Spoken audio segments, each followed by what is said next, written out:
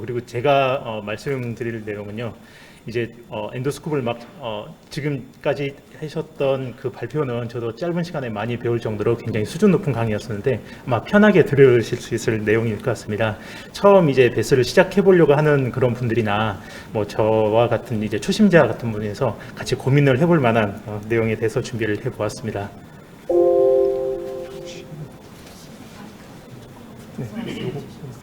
다음과 같은 순서에 대해서 말씀드리겠습니다. 페이션트 포지션과 포탈 적정성, 그리고 어프로치 할 때까지 시간, 마지막으로는 이제 디컴프레션 내가 충분하게 했는지에 대한 내용에서 준비를 해보았습니다. 제가 생각했을 때 엔도스코픽 서저리가 아직 적응하기 힘든 이유는 다음과 같은 것 같습니다. 제가 이제 제 이름으로 수술을 시작한 지 한 6년 정도 된 것 같은데요. 여러 가지 수술, 특히 경추 수술 아직 그래도 많이 하고 주력을 하고 있기 때문에 마이크로스코피 좀 더 편한 입장에서 예를 들어서 럼바 디섹토미, 라미넥토미, 디섹토미는 예를 들어 현미경으로 하면 1시간 정도면 어느 정도 진행이 다 돼 있는데 2시간이 넘어갔는데도 엔도스코프로는 뭔가 진행이 안 된 듯한 느낌이 많이 들고 있습니다. 이제 제가 왜 이렇게 고생을 하고 있을까? 다음 케이스 비슷한 케이스가 오면 현미경으로 할까 내시경으로 할까 해서 아무래도 현미경을 선택하는 경우가 종종 있게 되고 있습니다. 처음 제가 말씀드릴 환자는 47세 여자 환자분이셨고 스코프 어프로치를 하다가 채 진행하지 못하고 결국 오픈을 했던 환자입니다. L5S1에 디스크 허니션이 있어서 수술을 계획을 했었습니다. 오른쪽으로 좀 더 치우친 디스크여서 오른쪽 어프로치를 해야겠다고 생각을 하고 시암상에서 AP 라테랄 사진 봤었는데 시암 라테랄 사진에서 보면 디스크가 로도시스가 있어서 약간 오블리크합니다. 충분히 뭐 이상한 정도는 아닌데 로도시스가 좀 더 있다 정도고 포탈은 다음과 같은 빨간 선으로 중심을 그어서 했는데 제가 생각하는 그 라미나의 팁을 찾고 싶은데 한 10분, 30분까지도 계속 못 찾고 헤매고 있었습니다. 그때 이제 저는 이제 뭔가 잘못됐다라고 생각은 하고 있고 옆에서 어시스턴트나 보는 사람들은 그냥 뭔가 진행하고 있다라고 느끼는데 저만 지금 이상한 걸 느끼고 있습니다. 그래서 결국은 안 되겠다 싶어서 오픈을 하고 수술 끝내고 나중에 곰곰이 생각을 해봤었는데요. 이제 라미나 팁을 찾으려면 다음과 같은 노란색 팁을 찾아야 되는데 이게 제가 보는 제가 통상적으로 스코프를 이제 트라이앵귤레이션을 해야 되니까 가운데를 보고 싶은데 그 팁이 저 노란색 팁이 아니었던 겁니다. 그래서 시암상에서 다시 보면 다음과 같이 디스크 레벨이 수직이 되도록 해야 평소와 같은 뷰가 나오고 그래야 라미나를 쉽게 찾고 더 진행이 될 텐데 제가 그 앞에 있는 시암 사진과 비교를 하면 저는 라미나의 훨씬 더 윗부분 이 스무스에 해당하는 부분에서부터 시야가 보게 되고 더 아래쪽을 보아야 되는데 그 과정을 진행하지 못하고 또 특히 이제 이 환자가 오른쪽이다 보니까 더 뷰가 보는 게 익숙하지가 않아서 진행을 못했던 케이스가 있었습니다.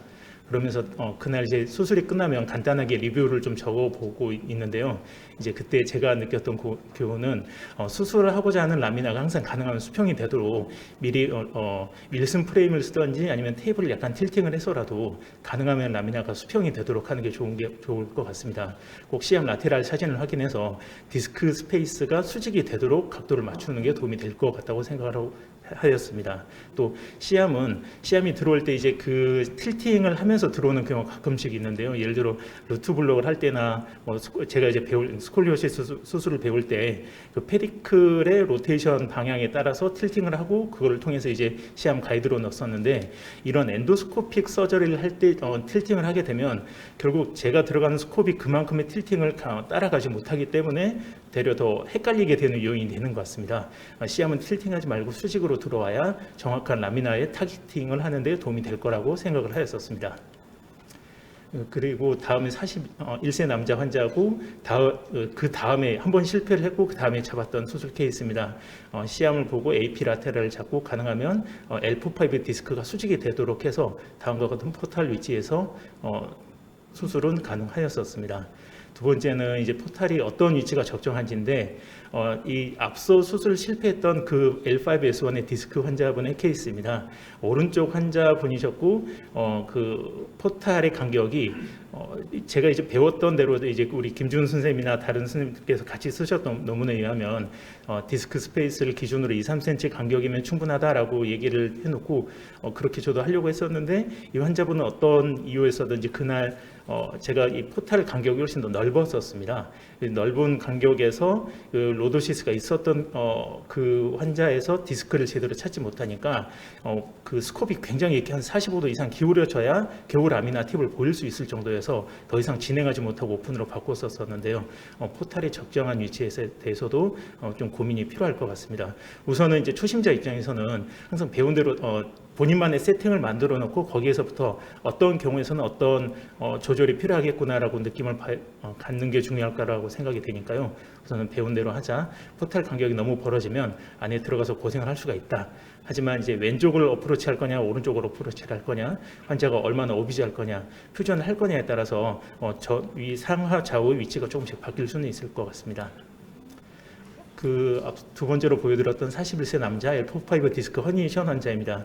1년 전부터 굉장히 심한 통증이 있으셨고 3개월 전부터는 꽤 너무 견디지 못할 정도의 통증으로 수술을 원하셔서 내원하였습니다. L4-5 디스크 익스트루전이고 아래 트랜스버스 컷이 가장 심하게 눌려있는 컷인데 그 바로 위쪽에 디스크 럽처라고 생각되는 부분에 프래그먼트가 있어서 위쪽에 있는 트랜스버스 컷에서 보이는 저 디스크 프래그먼트를 꺼내는 게 이 수술의 목표가 될 거라고 생각을 하고 들어갔었습니다. 그래서 어프로치를 시행하는 시간은 가능하면 20분 이내에 라미나를 확인하고 라미넥토미가 진행되도록 해야 뭔가 어느 정도 평균이라고 생각을 하는데 저는 아직 이 시간이 조금 시간이 오래 걸리는 것 같습니다. 그 이유에 대해서 다음 사진을 준비해 보았습니다. 처음 포탈을 만들었을 때 사진이고 보면 라미나 팁이 약간 보이는 것 같습니다. 하지만 이제 뭔가 프리퍼레이션을 하기 위해서 쉐이버를 넣고 들어가는 순간부터 좀 꼬이기 시작합니다. 제 이제 쉐이버를 넣어서 머슬을 정리를 하고 시야를 더 좋게 하기 위함인데 뭔가 더 이상하게 잘 안 보이는 것 같습니다. 그 라미나를 찾지 못하고 이때 시간을 한 20-30분 정도 소요를 하고 진행이 되어지는 것을 느낄 수가 있습니다. 여기에 대해서는 좀 팁을 좀 나중에 혹시 듣고 싶은 마음이 있습니다. 그래서 이후에 이제 그 델파이 등을 이용해서 일렉트로 코아귤레이션을 하면서 라미나가 조금씩 보이기 시작하고 이 라미나를 찾기 시작하고 나면 제가 느끼기에 이제 마이크로 스콥과 거의 동일한 수술이 되는 것 같습니다. 그래서 처음 포지션 준비와 라미나를 확인하는 데까지가 저에게는 아직까지는 가장 큰 벽이 되는 것 같습니다.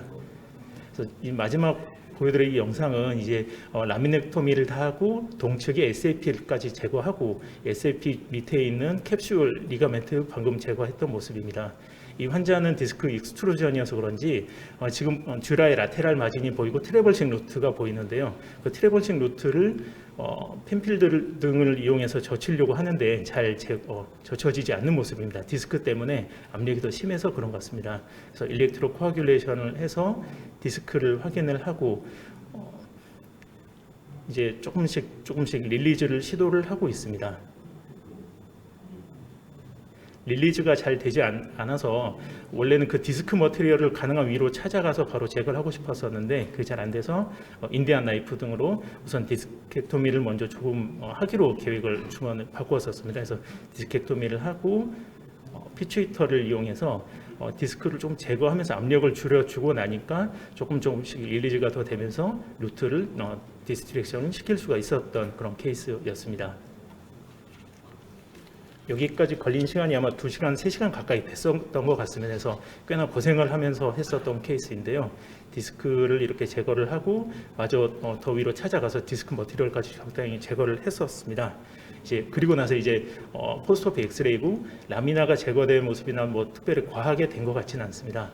하지만 POD 3일째인데 환자가 원래 이 정도 되면 저는 퇴원을 보내려고 계획을 했었는데 아직도 환자가 아파서 걸을 수가 없다고 얘기를 하고 있습니다. 어제 한번 걸어보려고 했었는데 엉치가 너무 아파서 눈물이 나서 겨우 못 걸었다고 얘기를 했습니다. 혹시 제가 어디 수술을 잘못했는지 다시 디스크가 터져서 흘러나왔는지 이런 걱정도 들기 시작합니다. 그래서 바로 평소에 루틴하게 포스트 MR을 찍지는 않은데 포스트 MR을 찍었습니다. 포스트 MR을 찍어보니까 디스크가 어느 정도는 제거가 된 것 같고 이 정도면 안 아프지 않을까라고 생각이 드는데 환자는 계속 아파했었던 환자였습니다. 그래서 이 왼쪽에 있던 사진이 프리오피 MR이고 오른쪽이 포스트오피입니다. 프리오피에 비해서 어느 정도 디스크 제거가 된 듯한 모습인데 제가 생각했던 그 가장 심하게 익스트루전 됐던 그 바로 위쪽에 어버드 마이그레이션 됐던 디스크는 혹시 약간 남아있지 않은지 이런 좀 걱정이 되는 게 있습니다. 환자는 다행히 그래도 루트 블록을 먼저 시도를 했었는데 그 이후에는 통증이 많이 좋아지면서 충분히 앰뷸레이션하고 본인 퇴원하고 싶다고 해서 지금 매일 팔로우하고 있는 중입니다. 그래서 마지막으로 제가 고민 드는 얘기는 혹시 이제 역시 다른 오픈 서저리나 광범위하게 열고 보는 수술에 비해서 엔도스코픽 서저리가 혹시 불충분한 감압이 좀 문제가 되지 않을까 좀 걱정이 되는 면이 있습니다. 특히 저와 같은 초심자 입장에서는 수술장에서 이거를 발견해서 내가 어디까지 보면 아 그래 여기 다 봤구나라고 생각드는 거를 찾기가 좀 어려운 것 같습니다.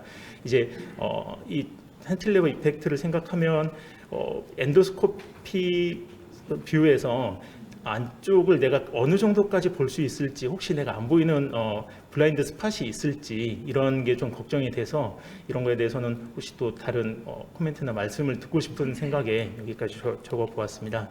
그래서 제가 생각하는 베스는 굉장히 매력적이고 도도한 수술인 것 같습니다.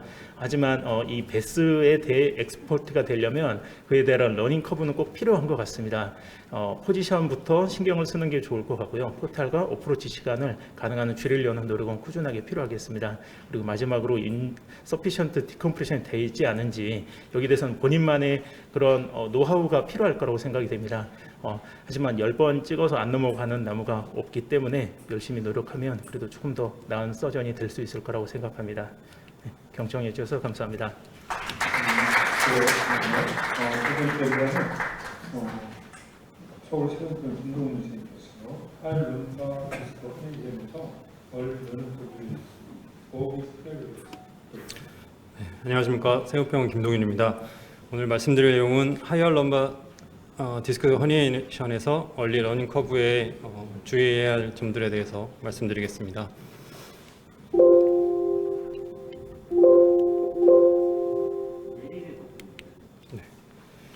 하이얼 럼바 디스크 허니에이션은 일반 디스크 허니에이션에 좀 구분되어지는 특징을 가지고 있습니다. 레인지 오브 모션이 제한적이기 때문에 유병률이 높지는 않고 전체 럼바 디스크의 5% 미만에 해당되며 1, 2, 3 레벨은 1에서 2%에 불과합니다. 하지만 나쁜 예우로 곤혹에 빠지게 되는 경우가 있는데요.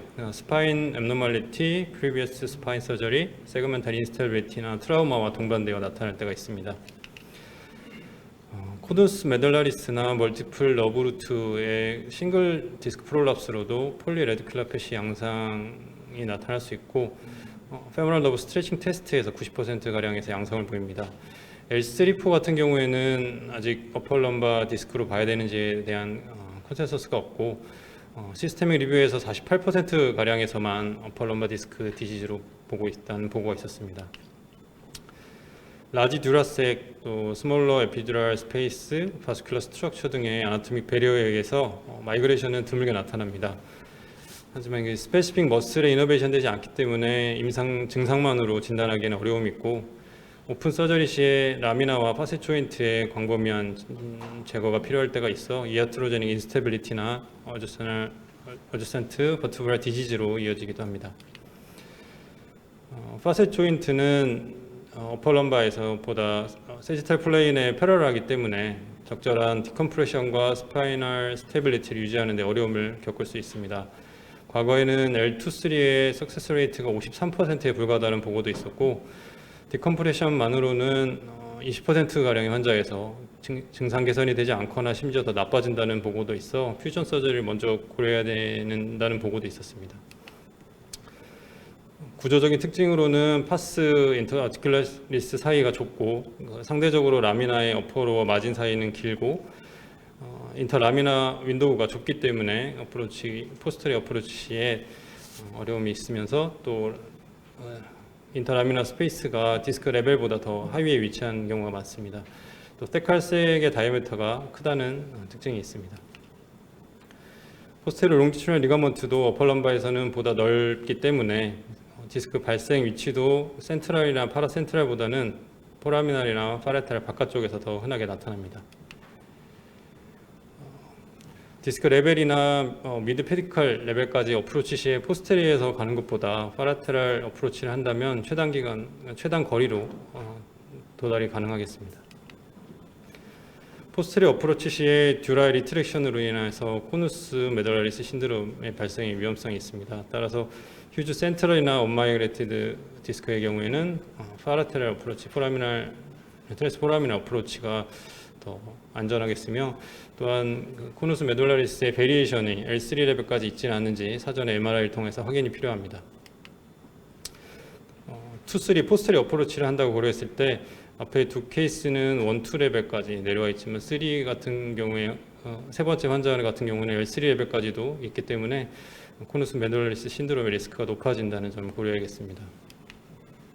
이러한 어려움들을 극복하기 위한 노력으로 바이포탈 엔도스코픽 스파인 서저리를 이용해 보았습니다. 환자는 L3포에 언마이그레이티드 휴지 센트럴 디스크로 레프트 사이드 에디팅 페인이 있었고, 베스를 통해서 파라테럴 어프로치로 디섹토미를 시행하였습니다. 먼저 순서는 레프트 TP, 팁에서 들어가서 레프트 L3 TP를 찾고 메디얼로 지나가면서 액세서리 프로세스에 붙는 머스큘러 텐디너스 번들을 확인할 수 있습니다. 이때 넘어서 더 메디얼 쪽으로 지나가야 되는데 또 밑으로 파고들기 시작하면 계속 머슬과 파샤를 헤집고 들어가면서 복수가 찬다든가 앞으로 더 안쪽으로만 들어가는 결과를 초래할 수 있기 때문에 항상 이 랜드마크를 중심으로 넘어서 더 메디얼 쪽으로 들어가면 패티슈와 머슬로 덮여있는 이스무스를 만날 수 있습니다. 티슈를 정리하고 난 다음에는 그 디스탈에 위치하고 있는 SAP를 만날 수 있는데, 로어 럼바에 비해서는 상당히 더 아래쪽에 위치하고 있기 때문에 포라멘을 막고 있거나 하는 경우는 많지 않은 것 같습니다. 그림처럼 이스무스를 와이드한 프리 스페이스를 확보하고 나게 되면 그 다음부터는 이제 2차적으로 본격적인 라멘토미와 디컴프레션을 시작할 수 있습니다.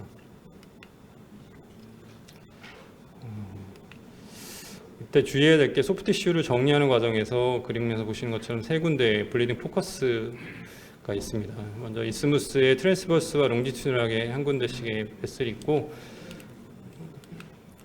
또 포라미널로 안으로 들어가는 세그먼탈 아터리에서 항상 시야를 가리는 블리딩이 발생하기 때문에 주의가 필요합니다. 이때 블리딩이 많이 나게 되면 이제 시야가 완전히 가려지기 때문에 당황할 수가 있는데, 워터플로우만 적절히 유지한다면 어디서 포커스를 찾을 수 있고, 또 미리 사전에 베슬이 어디서 피가 난다는 걸 확보하고 있으면 그쪽에다 이제 아스트로 케어를 이용해서 블리딩 컨트롤하면서 진행하면은 시야 확보가 되게 됩니다.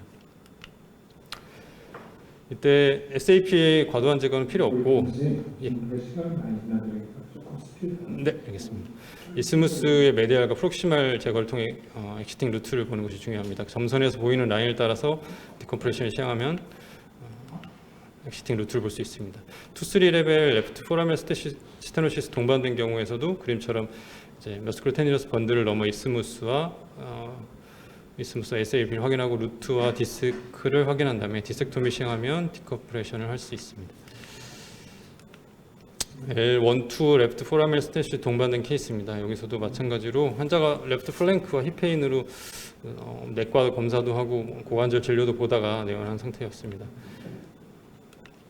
마찬가지로 여기서도 SAP 팁을 조금 쳐주면서 스테노시스 해결도 같이 해주고, 네. 프록시말 라멘토미를 통해서 엑시팅 루트를 확인하고 블리딩 컨트롤을 해주면서 디컴프레션을 시행하게 됩니다. 이때 디컴프레션이 충분히 이루어진다면 듀라까지도 확인을 할 수 있습니다.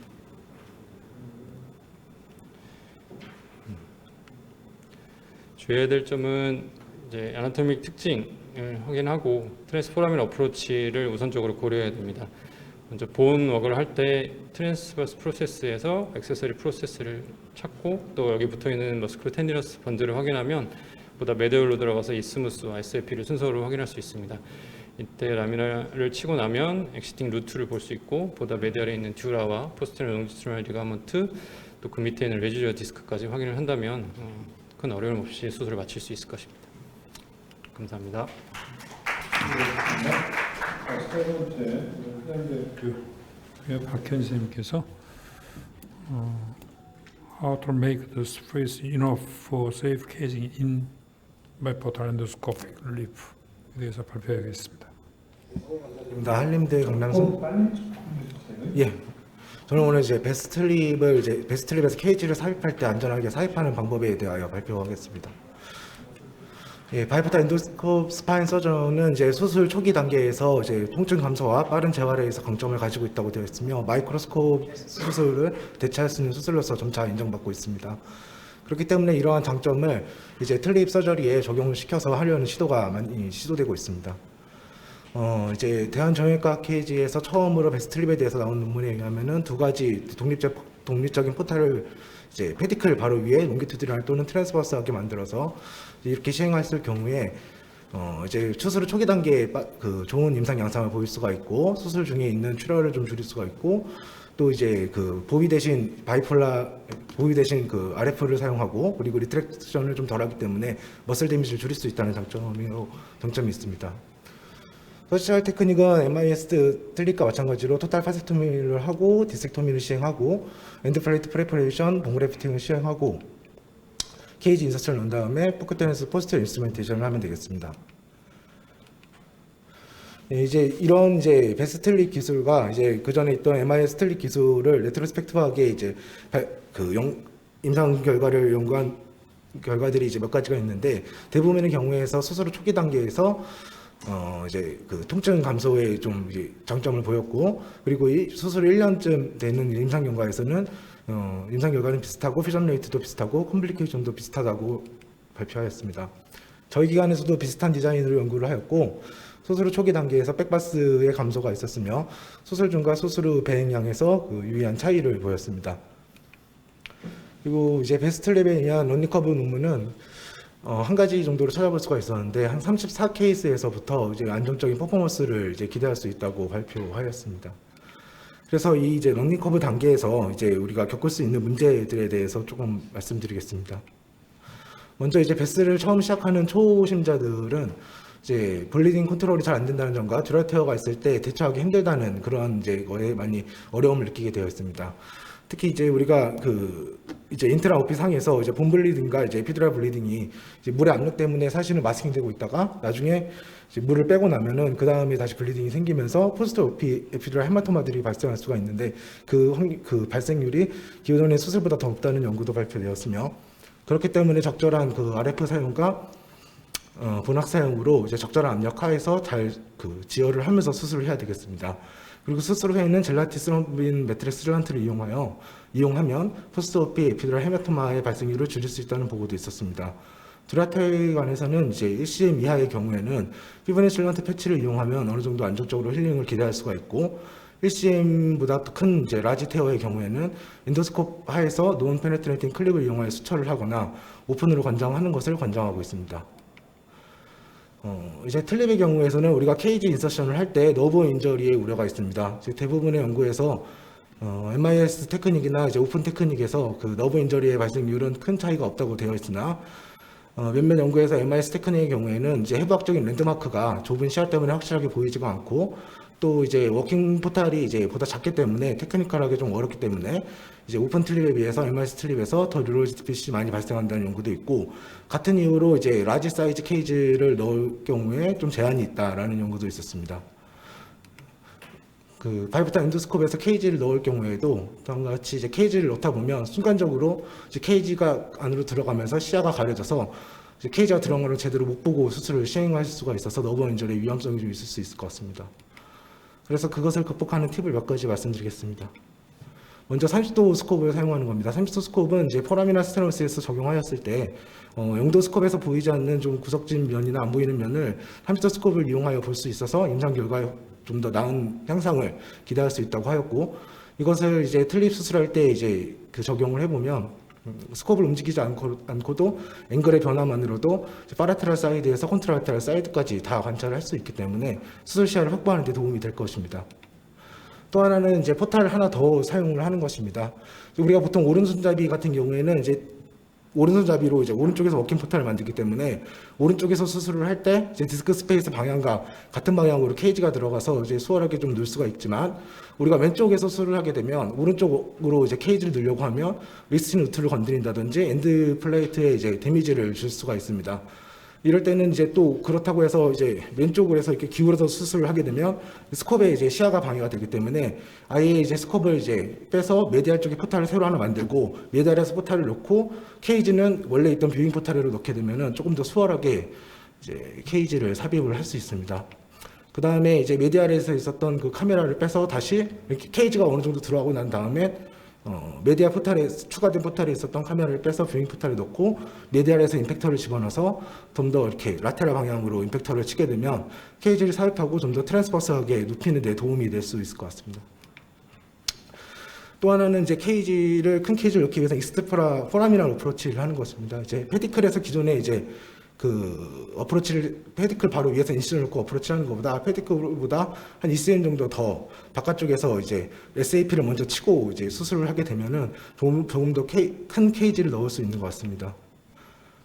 이렇게 이제 좀 더 메디알 쪽으로 큰 케이지가 들어오게 되면 안테리어에서 치일 수가 있고 이 좁은 공간에서 케이지를 돌려야 되기 때문에 추가적인 러브 인저리가 발생할 수가 있습니다. 하지만 익스트라 포라미널로 좀 더 라테랄하게 케이지를 집어넣게 되면 깊숙하게 이제 더 트랜스버스하게 케이지를 넣을 수가 있고 작은 공간에서 돌리기 때문에 좀 더 수월하게 큰 케이지를 넣을 수가 있습니다. 그리고 이제 아까 질문에서 나왔듯이 이제 바깥쪽에서 이렇게 익스트라 포라미널 어프로치를 할 경우에 센트럴이나 이제 콘트라테랄 디컴프레션이 좀 어렵게 되면 아까 전에 메디알 포탈을 넣었던 곳에 더 디스탈 쪽으로 하나의 포탈을 더 만들어서 추가적으로 또 만든 그 디스탈 쪽에 있는 포탈을 워킹 포탈로 이용하게 되면 반대쪽에 콘트라테랄 디컴이랑 센트럴 디컴을 추가로 할 수 있겠습니다. 제가 이제 수술을 할 때마다 최근에는 이제 트랜스버스 루트와 이스틴 루트 사이 거리를 거의 다 재는데 한 15mm에서 20mm 정도의 거리가 다 나오는 것 같습니다. 그렇게 되면은 이제 넓이가 한 15에서 18 정도의 사이즈는 웬만큼은 넣을 수 있다는 이야기고 실제로 그 정도는 그래도 조금 힘들어도 어느 정도 들어가는 것 같습니다. 하지만 경우에 따라서는 그렇게 사이즈가 간격이 좁은 경우들이 있는데 그럴 때는 뭐 억지로 넣으려고 하지 않고 차라리 이제 작은 플립 케이지를 2개를 하나는 사선으로 하나는 직선으로 넣어서 작은 케이지 하나를 넣는 좀 단점을 보완할 수 있을 것 같습니다. 아까 이제 발표에 나왔던 것처럼 올리 케이지 45 곱하기 18짜리 올리 케이지를 넣는 거고 이제 리트랙터를 이제 리트랙터를 이용해서 익스트림 루트를 걸고 이제 색깔삭은 이제 보지 않고 케이지를 충분히 넣을 수가 있고 메디알 쪽에서 다시 임팩트를 넣어서 케이지를 눕히면 다음과 같이 케이지가 이쁘게 들어간 것을 볼 수가 있겠습니다. 예, 경청해 주셔서 감사합니다. 마지막 문제. 이런 두번 가보는 경우에 트랜스포머 언파라웃 신드롬에 대해서 발표해 주시겠습니다. 소개 감사합니다. 우선 박원석 병원의 최승입니다.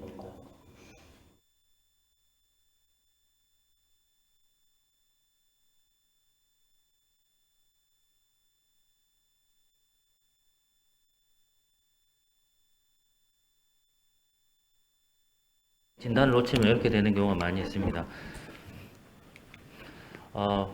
프리밸런스는 이제 보통 룸바 스테노시스에서 보통 10에서 26%까지 보고가 되고 있고요. 이제 포라미널 스테노시스, L5 루트 컴프레션이 포라미널 스테노시스의 75%까지 된다고 하는 얘기도 있습니다. 보통 진단을 놓쳐서 포라미널 스테노시스 케이스의 한 60%가 포라미널 스테노시스의 진단을 놓쳐서 이제 페일드백 서저리 신드롬이 생기는 경우가 있으니까 이제 진단에 더 유의를 해야 될 것 같습니다. 베이직 아나토미는 다 아시겠지만 페디클이 키 아나토미고요. 이제 포라미널이나 익스트라 포라미널 할 때는 이제 파스의 위치, 그 다음에 액세서리 프로세스 위치가 이제 중요한 아나토미 키가 되겠습니다. 다 아시겠지만 이게 라테럴 리세스 포라멘 페디클 아래는 이제 바깥쪽은 익스트라 포라멘이 되고 이제 포 컴프레션 팩터가 생기게 됩니다. 이제 이거는 이제 포라미널 어프로치 할 때 제일 중요한 건데 보시다시피 이제 리가멘트 플라붐은 TP에서 얇게 붙고 이제 SAP에서 이제 넓게 붙습니다. 그러니까 이제 TP에서 펀칭을 하면 쉽게 루트를 볼 수가 있습니다. 그래서 이게 세이프하고 내추럴 디태치를 시킬 수 있으니까 이 아나토미가 굉장히 중요하다고 볼 수 있겠습니다. 이제 요새 룸보사크럴 터널에 대해서는 이제 요 룸보사크럴 터널에서 룸보사크럴 리가멘트가 있고 이런 여러 가지가 얘기인데 익스트라 포라미널 스테노시스의 경우는 다른 루트는 그냥 쭉 나가지만 요거는 그냥 그 영어로 이제 다이빙을 한다고 나오더라고요. 이제 모빌리티가 적기 때문에 여기서 이제 디스크 하이트가 좁아지면서 이제 컴프레션 되면서 이제 L5 루트 심텀이 이제 생기게 됩니다. 요거는 이제 아탈인데 이게 초창기 때 이제 바이포탈 하면서 이제 이게 베스를 못 잡으면 처음에 많이 고생을 하죠. 그래서 여기 보통 블리딩한 포커스가 정해져 있으니까 어느 정도 엑스퍼트가 되면 이 블리딩 때문에 고생하는 일은 거의 없을 겁니다. 이제 L5S1 포라멘의 경우는 인류 룸바 브랜치에서 나오고 다른 데는 세그멘탈 아터리 브랜치에서 나옵니다. 이제 패소피졸리는 이제 다 아시는 얘기지만 이제 디스크 스페이스가 좁아져서 L5S1의 경우는 요 간격이 좁아지면서 이제 패솔로지가 생기게 됩니다. 요거는 포 컴프레션 팩터고요. 이제 프리 갱글리오닉 파트랑 갱글리오닉 파트 이렇게 있는데 이제 요 포라멘 같은 경우는 입시라테럴 파라스파이널 어프로치로 다 접근을 가능한데 센트럴 스테노시스가 동반된 경우는 이제 콘트라테럴 파라메디안으로도 이제 접근이 가능하게 되겠습니다. 근데 익스트라 포라멘은 이제 입시라테럴로 가야겠죠. 포라멘 HIVD는 MRI는 위로 올라갑니다. 그죠? 이제 디스크 레벨이 같은 게 아니라 바로 위에 거기서 이제 MRI를 봐야 되는 거고요. 그다음에 익스트라 포라멘은 디스크 하이트랑 같은 거죠. 그 다음에 요거는 익스트라 포라멘 스테노시스 저희들이 많이 보는 게 이제 코로나 CT 컷을 보는데 요 좌우에서 하나씩 지나가면 여기서부터 킹킹이 되죠. 여기서 이제 차이가 납니다. 여기서 그 디스크가 오테오파이트가 있나 없나 유무에도 도움이 되고요.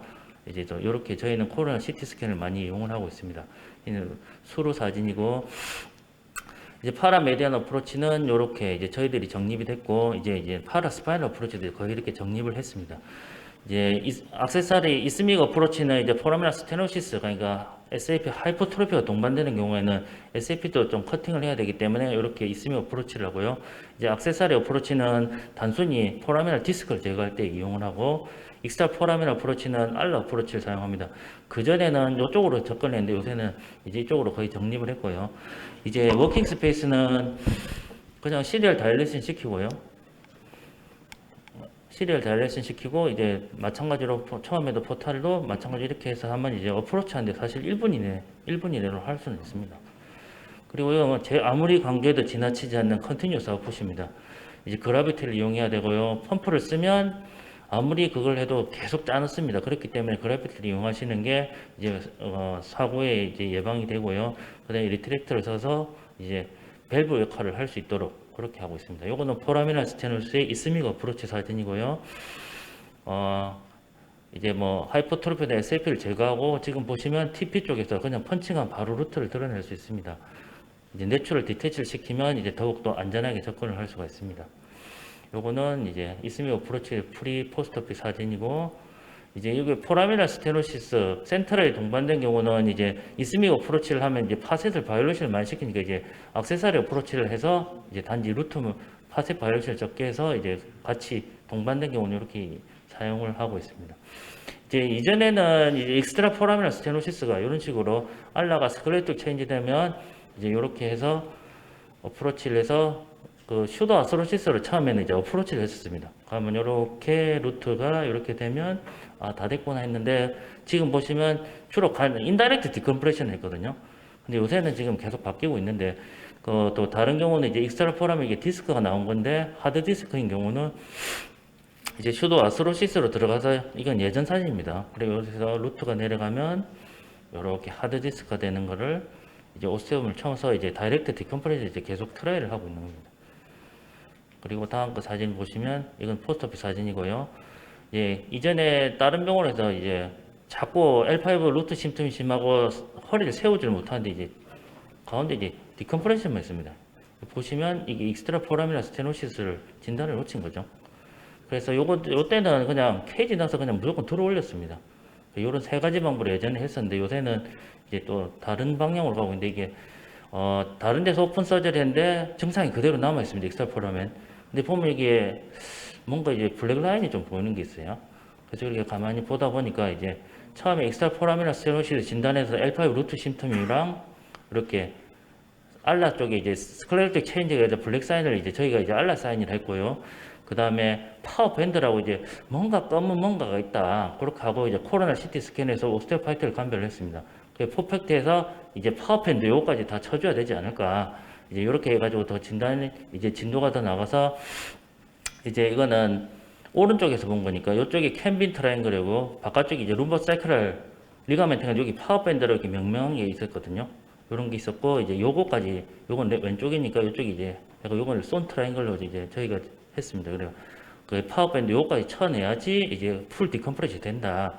이렇게 해서 했는데 이제 또 논문을 찾아보니까 이 룸보 사크랄 리가멘트에서 이제 익스트라 포라미널 리가멘트가 이제 요렇게 디스크로 붙습니다. 그러니까 여기서 디스크 하이트가 줄어들고 요 간격이 줄어들면 이 리가멘트가 이제 그 어디전도 생기고 이제 스클레틱 체인지도 되고 칼시피케이션도 이렇게 되더라고요. 그래서 이게 익스트라 포라미널 스테노 리가멘트까지가 이제 컴프레션 팩터로 이렇게 작용한다고 해서 그래서 이걸 같이 이렇게 제거를 하면 이제 오히려 이제 증상도 훨씬 더 좋아지고 그래가지고 이번에 논문을 이제 통과됐습니다. 좀 한두 달 내로 이제 퍼블리시가 될 건데 지금 이제 그래서 정리를 한 게 요거는 논문의 부분 내용입니다. 이제 L5 세크랄 슈도 아스로시스랑 벤트럴 팩터, 벌징 오스테오파이트, 그다음에 두꺼워진 거. 이제 룸버 사크랄 익스트라 포라미널 리가멘트인데 요거를 이제 그때 이제 저희가 잘 몰라서 이제 파워 밴드라고 생각을 했는데 여기 익스트라 포라미널 리가멘트 해가지고 슈도 아스로시스가 들어가고요. 이제 벤트럴 팩터도 이제 투 서브그램인데 코로나 시트로 이제 오스테오파이트랑 이런 걸 이제 감별해서 보고 그다음 MRI로 이제 두꺼워진 룸버 사이클의 그 익스트라 포라미널 리가멘트를 이렇게 이제 찾기 시작을 했습니다. 이제 이렇게 사진처럼. 그리고 이제 뭐 서지컬 테크닉 이니셜 마크는 이제 알러 어프로치로 아예 여기서 이제 이쪽으로 아예 들어가고 바꿨습니다. 그래서 아예 빨리 넘어가겠습니다. 그리고 이제 랜드마크가 이런 식으로 해서 보이면 좀 더 접근을 해서 가면 이제 T 쉐입이 나오고요. 이제 마찬가지로 위에서 이제 이야기를 드렸듯이 TP를 치면 이제 루트가 이게 나타나거든요. 이쪽을 손 트라이앵글, 손 코리더라고 이제 논문으로 이제 곧 나올 거고요. 그래서 이제 요 바깥쪽에 이거는 이제 손 코리더로 해서 이제 제거를 해야지 이제 풀 디컴프레션이 이렇게 되게 됩니다. 요거는 논문의 초록이고요. 그 다음에 요거 케이스 동영상 2개 보고 끝내겠습니다. 여기 보시면 여기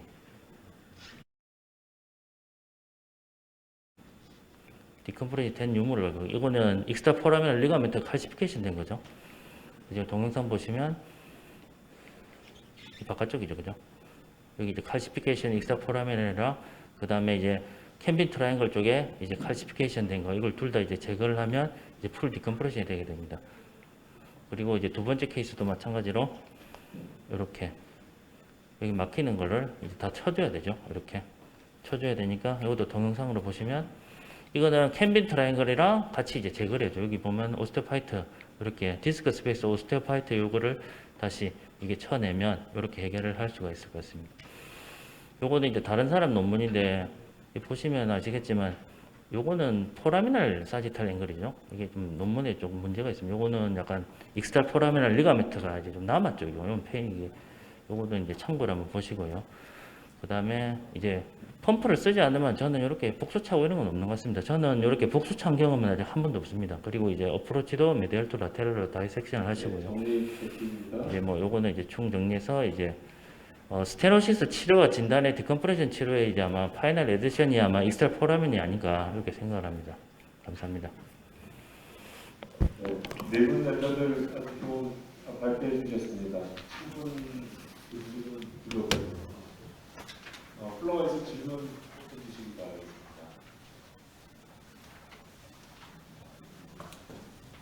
그 최승현 선생님 지금 맨 마지막 연재에 써서 그 5S1 디컴프레션이 이제 과거에도 있었는데 이제 그게 실패하니까 그 케이지 넣어서 들어주고 퓨전해야 좋다 이렇게 된 건데 포라미널 스테노시스가 이게 엔도스코픽 서저리로 되면 어떤 장점이 있어서 이제 그게 극복이 뭐가 된 건가요? 그게 궁금합니다. 이것도 조금 지나면은 또 다시 증상이 생기진 않을까요?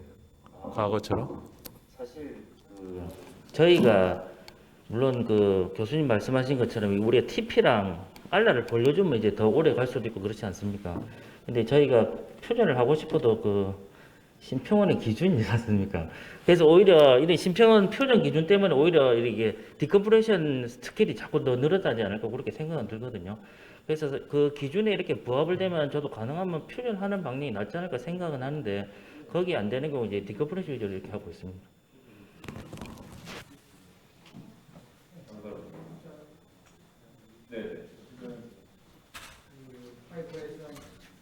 그 포라미널 스테노시스를 보면 이렇게 해박적으로 더 말해서 파이브로시오스 터널이라고 되어 있습니다. 안하고 파 있고 포라미널이 위쪽 포라미널을 지금 보면 파이브에서는 상당 문제가 되는데 그래서 이번 그 파라웃의 그 알라하고 천 프로세스하고 부딪히면서 계속 두꺼워가지고 시크링이 되면서 파라웃 스테노시스하고 때로는 아크리가 또 누른다고 보고도 있습니다. 근데 제가 여기 말씀드리고 싶은 거는 용어상에 우리가 좀 어프로치 되고 여기 이 파라웃은 여기 트랜스퍼런 어프로치라는 건 조금 이상할 것 같아요. 그래서 우리가 어프로치를 트랜스퍼런 어프로치는 스파이널 카나를 컴프레션하는 거고 포라미널 어프로치, 익스트라포라미널 이렇게 좀 나눠서 우리가 이게 혹시 너무 그때 트랜스퍼런 어프로치라는 좀 용어상의 문제가 있다 하는 비슷한 것 같습니다. 여기 지금 여기는 최소 팀숲에서 이제 제목을 이렇게 주신 거고요. 저의 제목은 사실은 파라스파이널 어프로치가 그러니까 윌체어 어프로치가 그렇게 되는 겁니다. 이게 제목을 그래 주셔서 이렇게 올리신 거고. 예. 우리 저 방금 신원장님께서 좋은 지적해 주셨는데 사실은 우리가 엔도스코피 할때 스파이널 캐뉼 쪽에 뭐 허니시나 스트런스 때는 트랜스포라미널 어프로치라고 하고 파라웃 신드롬 때는 포스트로레탈 어프로치 그냥 그렇게들 명칭을 하거든요. 트랜스포라미널 어프로치를 해서 지금 파라웃 신드롬을 어떻게 해결하나 사실 제가 고민을 많았는데 그 제목을 그렇게 정해줬다고 그래서 그러니까 좀 이해는 갑니다. 근데 지금 파라웃 신드롬 때 특히 아까 우리 최 선생님 지금 5S선에서만 지금 한 거죠? 예. 그래서 사실은 5S선에서 파라웃 신드롬 때 사실은 디스크가 콜랩스 되면서 뭐 여러 가지 원인, 알라오, 그 트랜스포스 이 사이에서 이 킹킹이 되고 있을 때 사실 그 뭐 트랜스포스 L5 어퍼 하프 치고 알라도 치고 이렇게 해서 디컴프레션을 해놔도 보면 나중에 5S1이 제일 이 웨이트 변화를 많이 받아서 그런지 어쩐지 보면 나중에 또 콜립스가 와요. 그다음에 그 본 쪽에 알라나 이쪽에 좀 디커프션을 해놓고 나면 그쪽에서 또 나중에 본이 형성이 되면서 나중에 다시 또 눌리는 것을 제가 경험을 해서 이 디스크 하이트가 좀 콜립스 되는 경우는 그 주위에 본이 디컴프션을 해서는 안 되겠구나, 퓨전을 해야 되겠구나 생각을 요즘에 좀 갖고 있어요. 근데 우리 선생님이 지금 팔로우하면서 페이퍼를 냈다고 그러니까 한번 그 점도 한번 롱 팔로우하면서 지켜봐 줬으면 좋겠습니다. 예. 더 디스커션을 하면 좋은데 김석원 선생님 간단하게 부탁드립니다.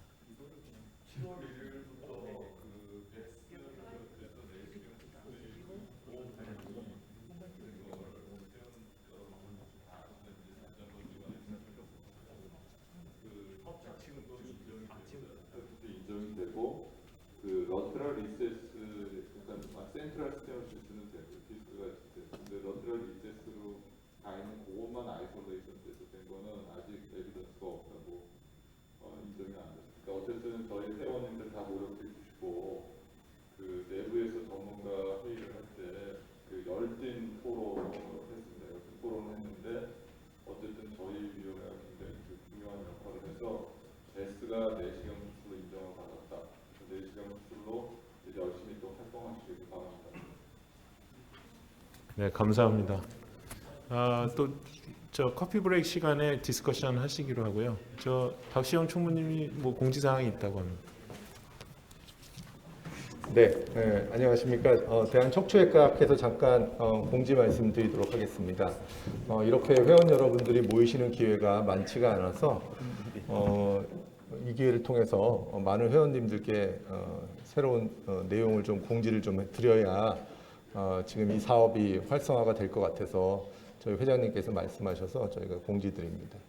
사실은 금년 5월 달부터 의료 취약계층을 대상으로 대한정형외과학회와 대한척추외과학회가 공동으로 척추질환 수술비 지원 사업을 진행하고 있습니다. 그래서 전체 저희 버짓은 1억 4천만 원 정도 되기 때문에 1인당 200만 원까지 지원이 가능하니 70분 정도의 수술을 지원할 수 있는 그런 버짓을 가지고 있습니다. 그런데 지금 현재 저희가 지원한 사람의 명수는 약 한 35명 정도밖에 지원이 안 되어 있습니다.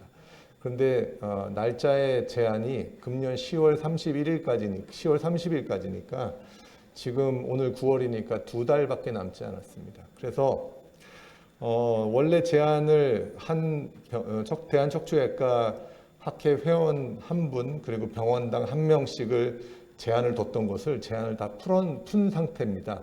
그래서 푼 상태지만 다시 한번 저희가 공식적으로 말씀드리는 이유는 그렇게 푼 지가 지금 한 달이 넘었음에도 불구하고 일반 회원들이 잘 모르고 계시는 것 같아서요. 그리고 그 환자의 대상도 원래 중위 그 소득이 80%에서 100%로 조금 올렸습니다. 그래서 어느 정도 본인의 소득이 좀 있다 하더라도 저희가 지원이 가능한 부분이고 지원 금액은 200만 원까지가 한도가 되겠습니다. 그러니까 대한척추외과학회 회원 여러분들께서는 혹시 여기서 온라인으로 보고 계시더라도 혹시 본인이 수술하시는 부분에 있어서 환자분이 이런 문제가 있거나 좀 지원을 하면 좋겠다라고 생각하시는 분은 적극적으로 지원을 해주시면 저희가 병원에 상관없이 그다음에 개인에 상관없이 회원 본인이 여러 건을 시행하시더라도 문제가 상관이 없습니다. 왜냐하면 10월 30일 이후에는 그 금액이 사라지게 됩니다. 그러니까 이제 2달밖에 남지 않았거든요. 많은 회원 여러분들의 적극적인 참여가 있기를 기대하고 저희가 좋은 의도로 이런 사업을 진행을 했는데 이 부분이 진행이 잘 진행되었으면 좋겠다라는 의미로 저희가 말씀을 드렸습니다. 두 번째는 지금 온라인으로 접속되신 분들도 계실 거고요.